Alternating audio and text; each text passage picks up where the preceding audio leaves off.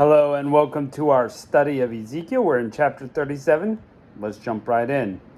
Yahweh's hand was on me, and he brought me out in Yahweh's spirit and set me down in the middle of the valley, and it was full of bones. And he caused me to pass by them all around. And behold, there were very many in the open valley, and behold, they were very dry. He said to me, Son of man, can these bones live? I answered, Lord Yahweh, you know. So here he is in the middle of the valley of bones, and they're dry. They've been there a long time. Can bones just live? Sounds like a silly question. Probably the answer should be no, they're dead and dried. But when God's talking to you, God's a God of miracles, so we'll see. Verse 4, again he said to me, prophesy over these bones. Tell them, you dry bones, hear God's word. The Lord Yahweh says to these dry bones, behold, I will cause breath to enter you, and you will live. I will lay sinews on you, and you will bring up flesh on you, and cover you with skin, and put breath in you, and you will live. You will know that I am Yahweh. Okay, so the prophecy is that the bones should live on behalf of God. So what does Ezekiel do? So I prophesied as I was commanded. As I prophesied, there was a noise, and behold, there was an earthquake. Then the bones came together, bone to its bone. And I saw, and behold, there were sinews on them, and flesh came up, and skin covered them, but there was no breath in them. So, kind of sci-fi, sort of movie-esque, the bones start assembling themselves into a skeletal structure, and then they grow tendons, and they grow flesh on them, and they are suddenly like a body, but there's no breath of life in them. Verse 9, then he said to me, prophesy to the wind, prophesy, son of man, and tell the wind, the Lord Yahweh says, come from the four winds, breath, and breathe on the slain, that thou may live. So I prophesied as he commanded me, and the breath came into them, and they lived, and stood up on their feet, an exceedingly great army. Okay, so God's done the miracle. He's reassembled long dead people and put breath in them, and now they're an army. Then he said to me, Son of man, these bones are the whole house of Israel. Behold, they say, our bones are dried up, and our hope is lost. We are completely cut off. Therefore prophesy and tell them, the Lord Yahweh says, behold, I will open your graves and cause you to come up out of your graves, my people, and I will bring you into the land of Israel. You will know that I am Yahweh when I have opened up your graves and caused you to come up out of your graves, my people. I will put my spirit in you, and you will live. Then I will place you in your own land. You will know that I am Yahweh, and I have spoken it, and I have performed it. Great part about prophecies, there's so many pictures of things that God is bringing to life to teach us something spiritually. And in this case, God is talking to the nation of Israel who are saying, oh, our bones are dried up, we're wasted away, we're toast, we'll never be back in our land, we're dead, dead, dead. God says, watch what I can do. And he can assemble from dry bones a person, put breath of life in them, and they live again. That's how the nation of Israel will be. They will be reassembled, the breath of life will be in it, the people will go back from exile and live in Israel. Yahweh's word came to me saying, Son of man, you take this one stick and write on it for Judah and the children of Israel and his companions. Then take another stick and write on it for Joseph, the stick of Ephraim, and for all the house of Israel and its companions. Then join them for yourself one to another into one stick, so that they may become one in your hand. When the children of your people speak to you, saying, why won't you show us what they mean? Tell them, the Lord Yahweh says, behold, I will take the stick of Joseph, which is in the hand of Ephraim, and the tribes of Israel and his companions, and I will put them with it, with the stick of Judah, and make them one stick, and they will be one in my hand. The sticks on which you write will be in your hand before their eyes. Say to them, the Lord Yahweh says, behold, I will take the children of Israel from among the nations where they have gone, will gather them on every side, and bring them into their own land. I will make them one nation in the land, on the mountains of Israel. One king will be the king to them all. They will no longer be two nations. They won't be divided into two kingdoms anymore at all. Now this is interesting. This is very interesting. Okay, so the people are going to come back from all the nations. They'll be one nation again, and they will have one king. Is this like the Hasmoneans? Are these some of the kings that kind of had a dynasty under Roman rule? Maybe.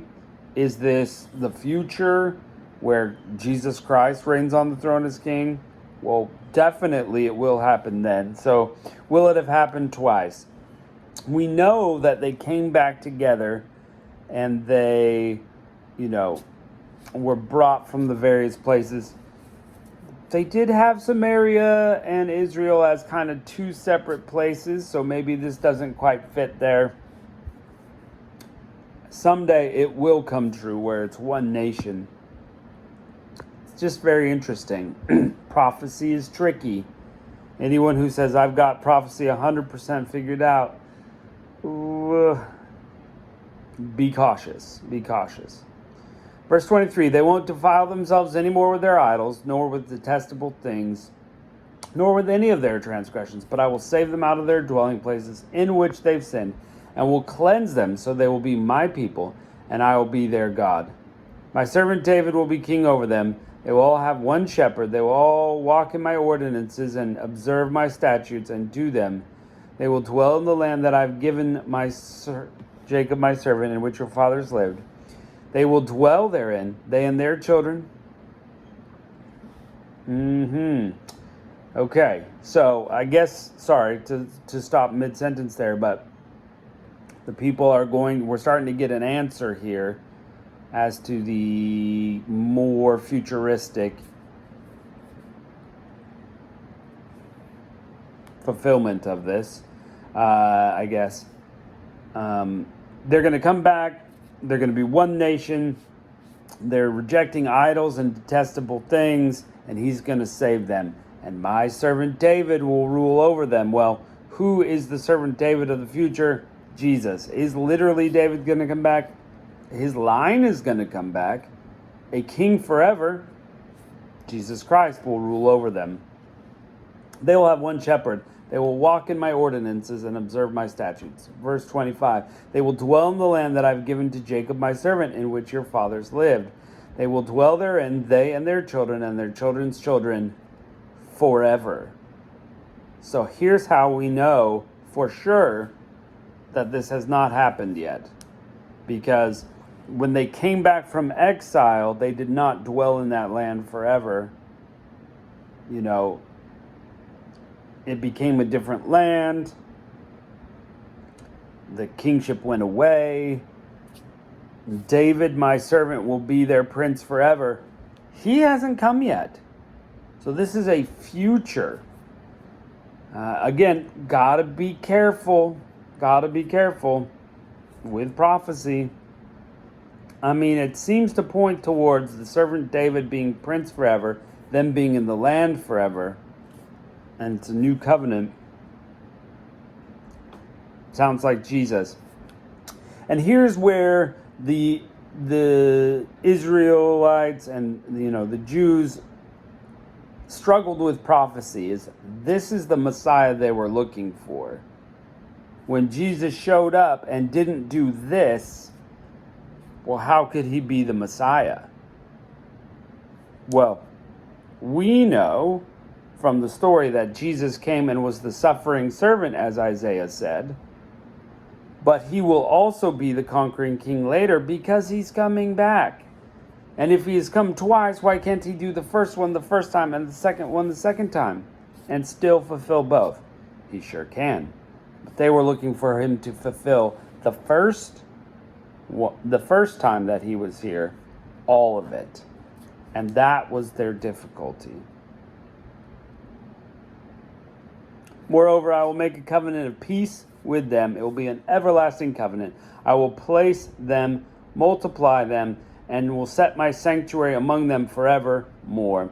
My tent will also be with them, and I will be their God, and they will be my people. The nations will know that I am Yahweh who sanctifies Israel, when my sanctuary is among them forevermore. Okay, so boom, the nations will know who God is, which is God's whole goal through the whole book of Ezekiel. He says it over and over and over. you will know that I am Yahweh. That's his whole purpose, is for us to know him. That's it. If we know him, success. But truly, everyone will know him at that point, at some point. He's going to make that clear to everybody. But get to know him now before it's too late. This is incredible prophecy. So just like dry bones, just like Israel today is nowhere near the nation that it was with Solomon as king or with David as king, the height of their history, it's going to happen again. They may have felt like dry bones at times, but God is going to bring them to life, breathe the breath of life in them, and reign as king forever in Jerusalem. Specifically, the New Jerusalem. It's going to come down from heaven. The New Jerusalem, he's going to reign forever, literally forever. So, pretty incredible, futuristic prophecy, this one that is received by Ezekiel here. Incredible. Well, thanks for joining us today, and we'll see you next time.